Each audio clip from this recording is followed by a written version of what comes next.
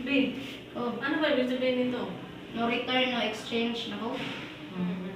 Nakita ka na nito. Oh. Saan mo nakikita? Sa mga tindahan. Oh, di ba? Siyempre, nagtitinda ka rin, be. Malamang di lang kayo naglagay ng no return, no exchange. Nilalagay nila nito kasi pag nabili mo na, bawal na yung ibalik. Kasi nalilito yung mga tindera. Kasi pag maraming bumibili, talagang malilito ka. Tapos may bumili, tapos babalik kasi anuhan daw. Ano, palitan daw nito, sabi ni ganyan, ganyan. So, malilito na sila. Kaya nilalagay nila ng quote na ganyan, no return, no exchange. So, ito nga pala, bakit nga pa palaging tinatanong ng teachers natin? Lalo na pag nagdi-discuss sila, mga schoolmates natin, gano'n. Do you have any questions, class? Diba? Lagi nila. Ito ay karaniwang ginagamit ng mga guro Talaga naman, discuss sa kanilang mga talakayan o pagtuturo. Oh. Ito ay isang paraan upang bigyan ng pagkakataon ang mga nakikinig o estudyante na magtanong tungkol sa mga talakayan na hindi nila naiintindihan.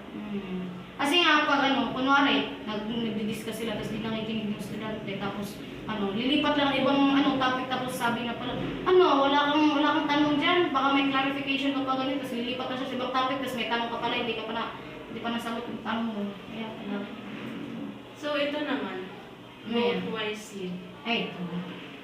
Tama talaga. Pag nasa tayo, tamang edad na, kailangan talaga nating maging wais pag nagboboto tayo. Kasi yung mga tatakbong mayor or mga konsehal dito sa natin, dapat talaga pipili tayo kung sinong karapat dapat ilagay dyan. Kasi nga, hindi tayo basta-basta nagbo-vote lang kay yung mga kasi ngayon mga tumatakbong mga mayor na gano'n, nagbibigay sila ng pataasan ng pera or mga donasyon para nga, kumbaga binibili nila yung boto mo. Oo, gano'n. So, kailangan natin, kailangan natin maging wise pag bumoto tayo. Kasi nga, titignan muna natin yung background ng isang tao kung ito, karapat dapat maging niya. So, yun lang.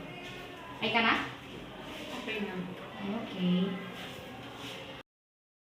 No return, no exchange. Alam mo ba, ang no return, no exchange ay karaniwang makikita sa tindahan.